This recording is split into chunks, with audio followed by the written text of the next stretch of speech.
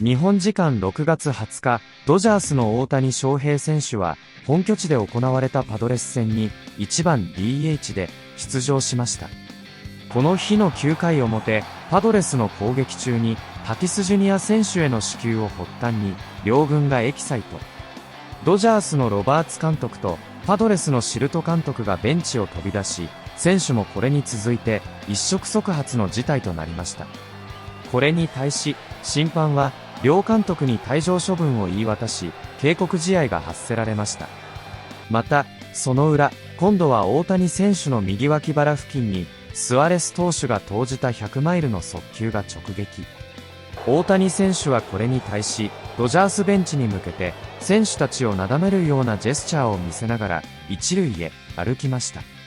この仕草に、ドジャース側の解説を務めたエリック・キャロス氏が、これは、ただ彼が違う次元にいるということを示した。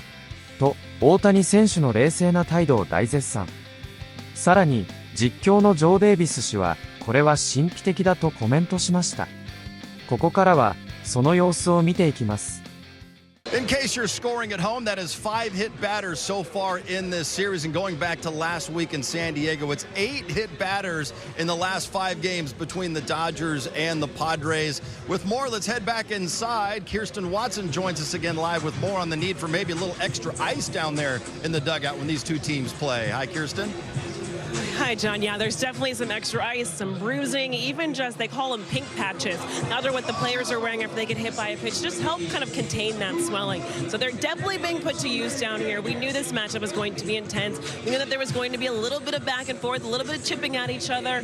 But Dave Roberts and some of the guys, they've talked about just what's going on with the hit by pitches, kind of how they're feeling, whether the intentionality behind it, not the lack of intentionality behind it, but also just knowing it comes with the game and playing through it. Sí, obviamente cuando esas cosas pasan de que viene un pelotazo para acá, otro para allá, siempre viene ese empujón de adrenalina para todos los jugadores, pero yo creo que él lo que hizo fue defender a su jugador y yo creo que lo que hizo estuvo correcto. Yeah, I think in situations like that, when you see a guy get hit from their side, from our side, you see guys get a little bit more pumped up, a little bit more adrenaline running through them, and then obviously like when you see the manager get kicked out of the game defending our guys, you obviously want to put a better foot forward. Andy was hit last night. I feel he overreacted. We moved on. We ended up hitting a player, Tatis, unintentional. In that spot, we don't want a guy on base, certainly him, bleeding into their guys in the middle part of the order. And then at that point in time, Shohei comes up with the base open, and Vasquez took one shot at him and then hit him again. And it's very hard to miss that bad with the right-handed pitcher. So for me, it's, if you're going to do it, own it. And there's no misfire, right?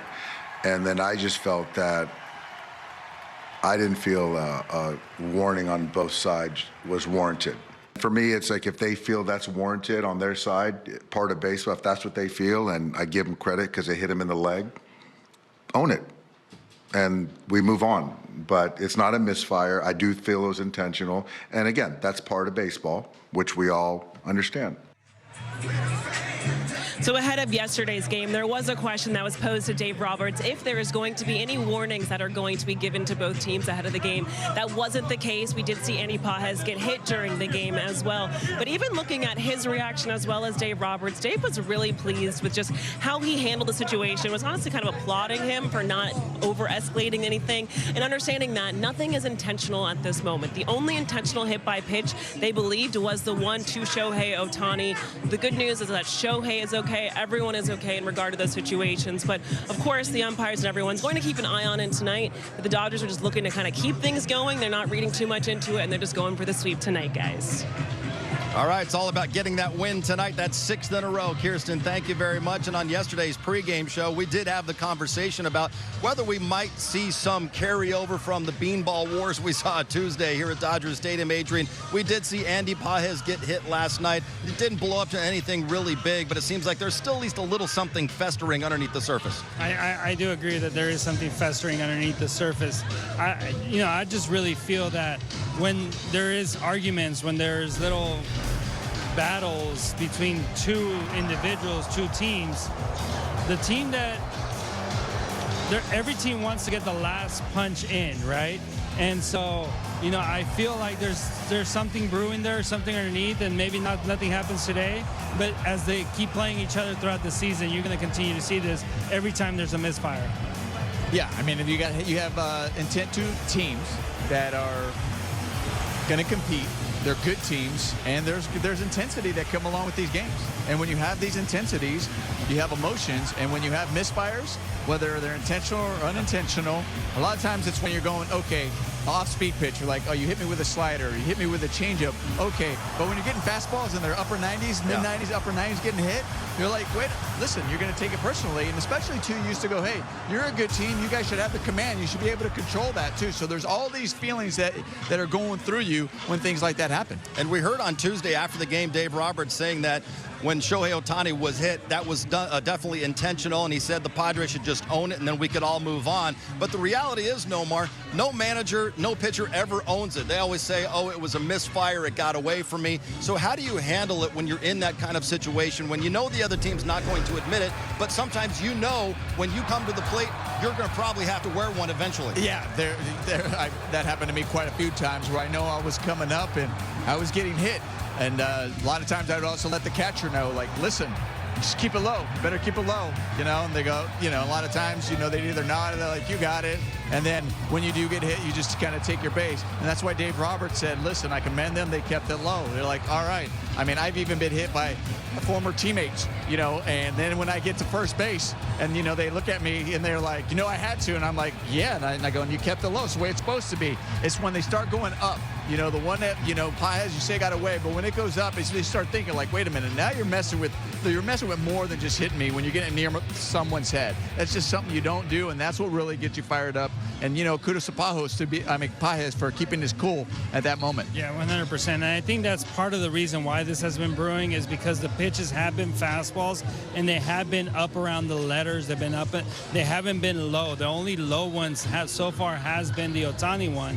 And the ones that I really don't think they were intentional. I think they were in that mindset of, I'm going to pitch inside. If it hits him, oh well.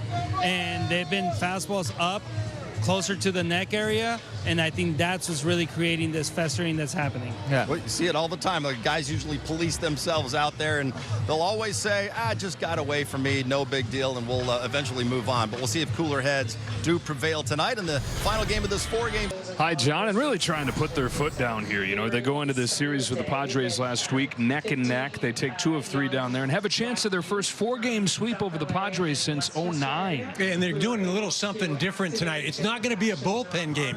Yoshinobu Yamamoto gets the ball. Obviously been the most consistent starter the Dodgers have had all year. One of the things to watch for, though, tonight, that fastball. Since this month started, June, he's been elevating them more, and it hasn't gone well. He's got to keep it down around the knees. Also, the splitter in his last start, only 1 swing and miss. That's the fewest all year long.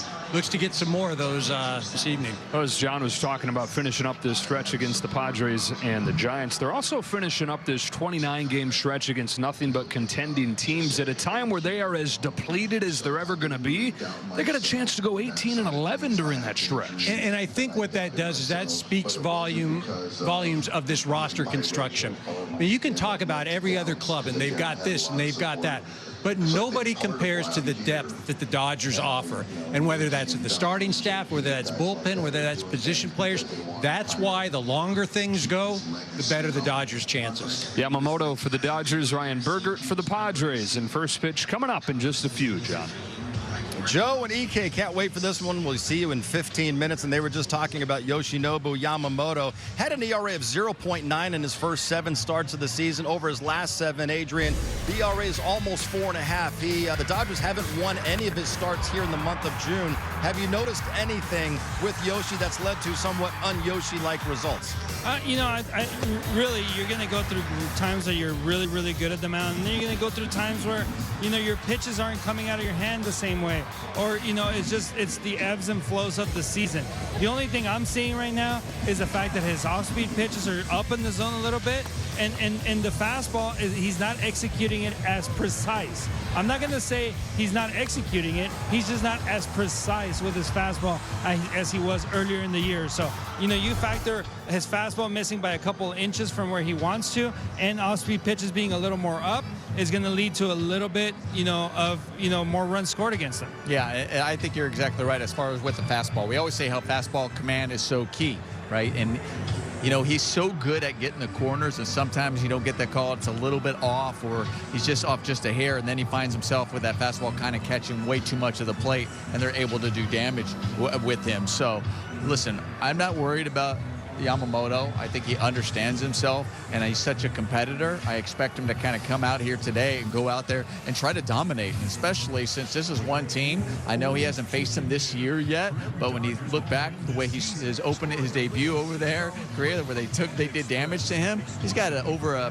5 ERA against these guys. Yeah. Well, and Dave Roberts said it Friday night after that game that he struggled against the Giants. Dave Roberts thought Yoshi was maybe a little bit too edgy with his pitches in that last game. And there's no doubt also, Nomar, that Yamamoto was squeezed by the home plate umpire in that game, and it caused him to walk 5 guys. Maybe at times it caused him to throw the ball a little bit too much in the middle of the plate. So I want to ask, like, how much can a home plate umpire really impact what you're doing as a hitter when you're standing in the box, and also if you're a pitcher like Yoshinobu Yamamoto? Listen, it can impact you. You know, you're like, talked about there's some pitches there that were missed that were definitely strikes, and all of a sudden it changes his line, right? It changes the amount of walks that he has, you know, and then it sets up, you know, potential home runs. So yeah, there are some pitches that, man, you get squeezed like that, it could have an impact, and I think we kind of saw that one inning against Yamamoto. As a hitter, it's, I think, a little bit different because a pitcher, there's so many times they're throwing that pitch in the strike, whatever. So there's a tendency for a whole bunch of missed calls, you know, over a course of an outing.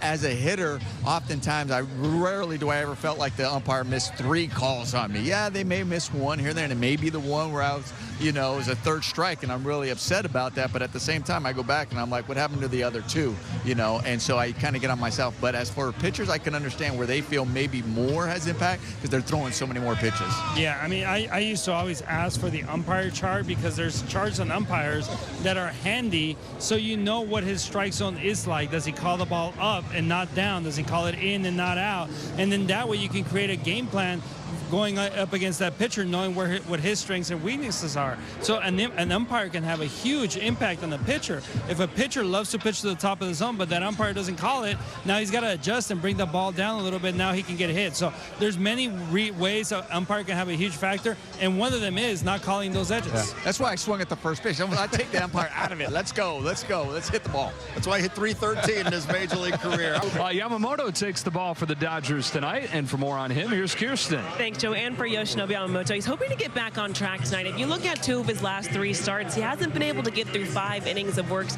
and that includes his last outing against the Giants. Afterwards, when he spoke to the media, he said he just felt like he wasn't hitting his spots. The command wasn't there. When he was trying to make those in-game adjustments, it just wasn't working for him. So he's hoping to turn the page going into this one tonight, and even Dave Roberts said that he is due for a strong start, guys. All right, Kirsten.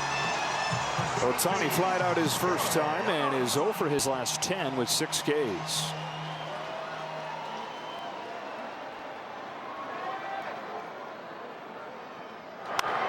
That's down the line, and a fair ball for Ohtani to snap that 0 for 10.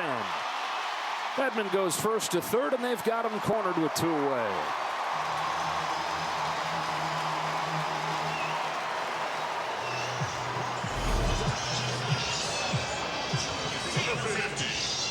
So he broke out the changeup on Kim. It was the first time he had used it all night. Struck him out. So he's thinking, you know what? I'm going to try it on Shohei. Didn't work. Shohei was ready for it. Hooked that thing down in the corner. Dodgers looking for a 4-game sweep of the Padres, even with Ohtani 1 of his last 11, and Mookie Betts in the series 1 for 13. So a two-way Edman at first, and here's Shohei Ohtani. Line to right, and that's in for a hit. Edman's headed for third at least as Tatis will get it back in. He'll stop at third. On the base hit to right for Ohtani, and the Dodgers have runners at the corners with 2 down. Jumps on the changeup, first pitch, changeup he sees. Off the end of the bat, but right down that right field line. Toddy does a nice job getting to it quickly and firing a strike to second base. That keeps Edman right at third base, first and third down for Mookie Betts.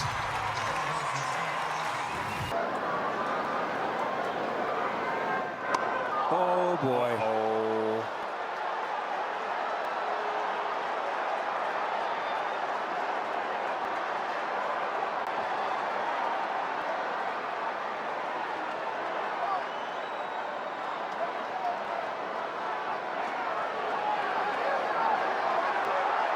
And now the bench is clear.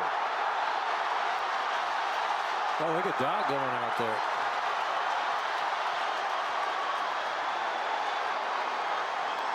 Mike Schilt and Dave Roberts trying to get at each other.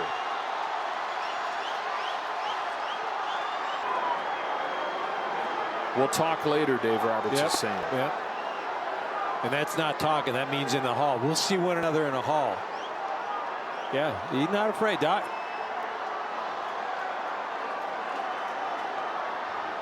Well, we'll talk now. Right now.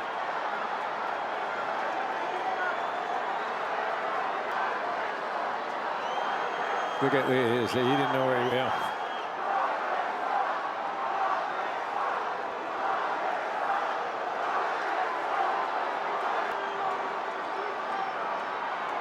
We're going to settle it in the hall.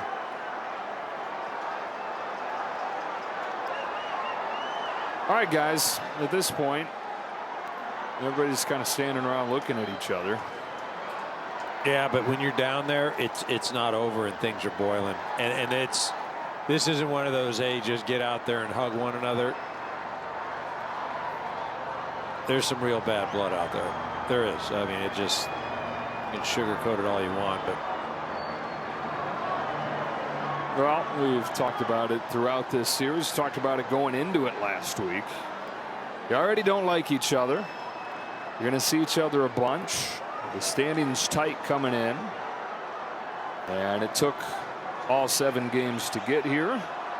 But this is not something that would have been hard to envision coming up, going into this whole thing. I'll be honest, I feel bad for Jack Little. I do too. I mean, I just feel horrible for him. And, Tatis as well. Yeah, you just hope that he's not. You hope that was a bat or the. I mean, look, I get it. If I'm Tatis, I'm livid right now. And somebody's paying a price. I mean, it wasn't intentional, but it's 3 times. Yeah. They tried. Doc was saying we're good, and it bubbled out of him a little bit more.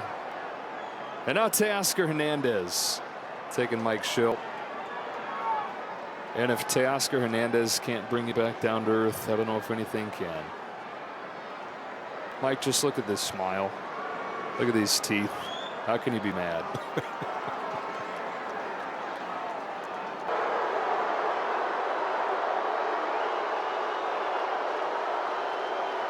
All right, so order restored here, and you just really hope that Fernando Tatis Jr. is okay.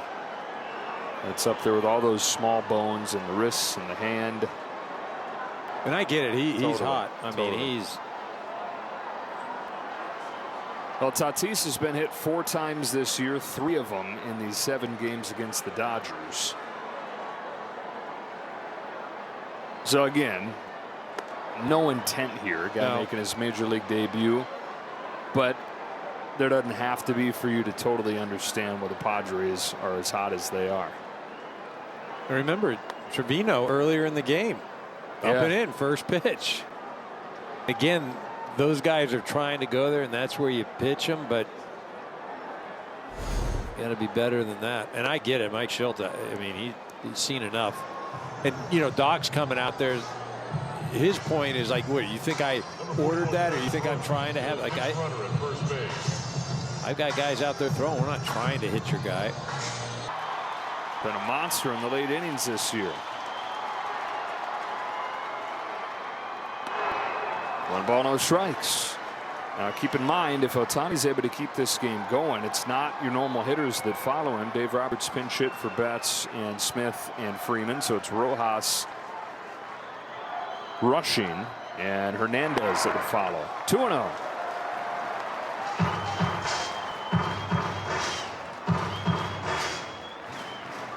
Two in the bank here in the 9th to avoid the shutout. 2-0 to Ohtani. Ball 3.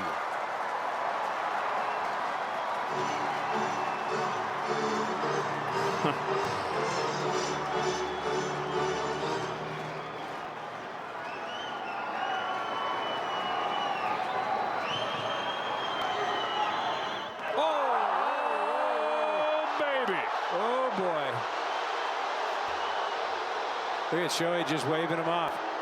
Waving off the thing. Yeah, Shohei's turning around, telling his dugout, stay put, I'm fine. Right. Look. And that's 100%. 100% going after him. You have 3-0, you figure you're going to end up walking him. I'm going to just drill him. And they just threw Suarez out of the game. And he has to go. Yeah, he did. He has to go.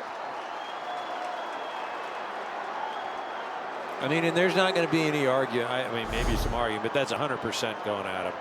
And that's not done right up there? Not up there. That's not done right. And but here's the thing on the San Diego side. Like, that right there is unreal.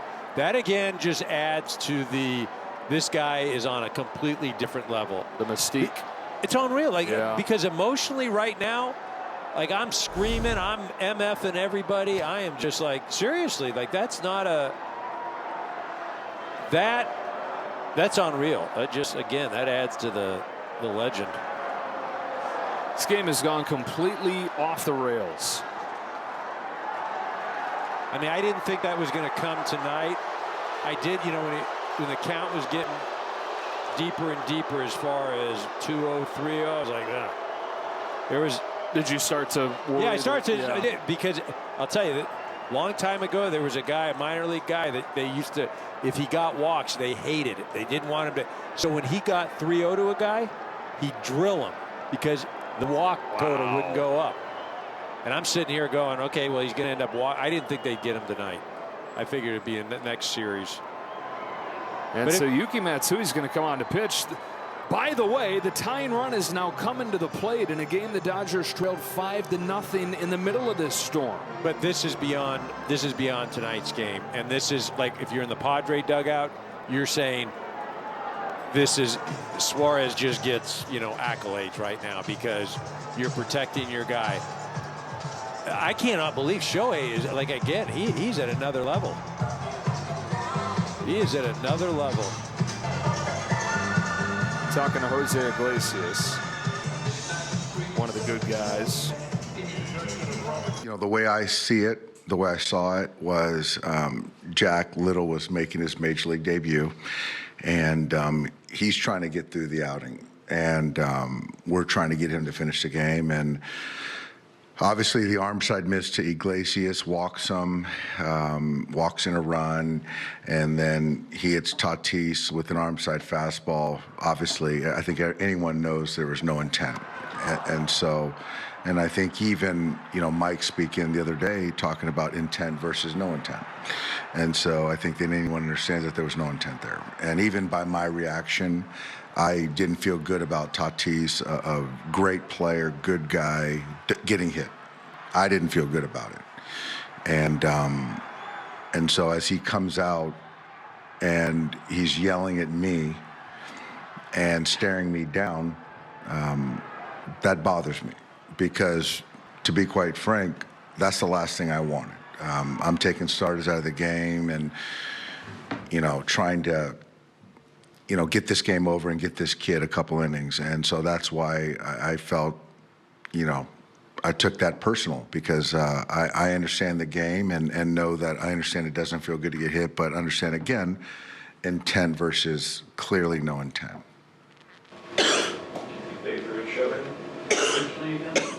Oh, absolutely. Yeah, absolutely. I mean, it's 3-0, and again, this is a right-handed pitcher going across court to hit Shohei up and in. That's a hard throw, and I don't know how many left-hand hitters Suarez has hit with the fastball, but clearly there was intent behind it, and yeah. You said before like that's baseball, but doing that sort of twice in a week to the same guy, is that sort of crossing the line for you? Yeah, I mean, that's their decision, and Major League Baseball is going to have to look at that, and that's after warnings were issued.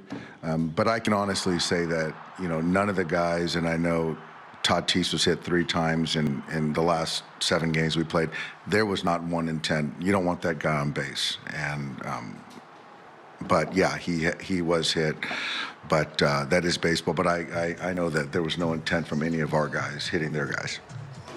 Looked like Ohtani was kind of gesturing, motioning you guys to not come out on the field after you got hit. Your thoughts on that? Well, I think he knew it was intentional. He wasn't hurt by it, and he didn't want any more drama, which I respect that a lot. He wasn't hurt by it and didn't get his right. No, he was fine. He deflected it. He'll be just fine. If you had waved you guys on the field, would you guys in charge? Well, I wouldn't. I was in my office, so I don't know. All right, Dave Roberts obviously had plenty of time to cool off after this one. Nomar, what did you think of what he had to say about what we saw really the last 4 days? A lot of beanballs out there. Well, he kind of reiterated what we said. There was no intent, obviously, to hit Tatis. You know that. And then, obviously, we know there was intent on the one that they hit Shohei. We know that. But I think he also understands, though, that how you're getting upset, on their side. But he was like, listen, you're making it personal to Dave Roberts. And listen, I don't know what was said on the field. We don't know. That's between those two. But at the same time, he's like, I don't know what's going to happen, but, all he can say is we weren't trying to hit those guys. いかがでしたでしょうか。このチャンネルでは日本人メジャーリーガーなどを中心に野球情報をお届けしています。この動画が良かったら高評価、チャンネル登録をよろしくお願いいたします。今回も最後までご覧いただきありがとうございました。それではまた次の動画でお会いしましょう。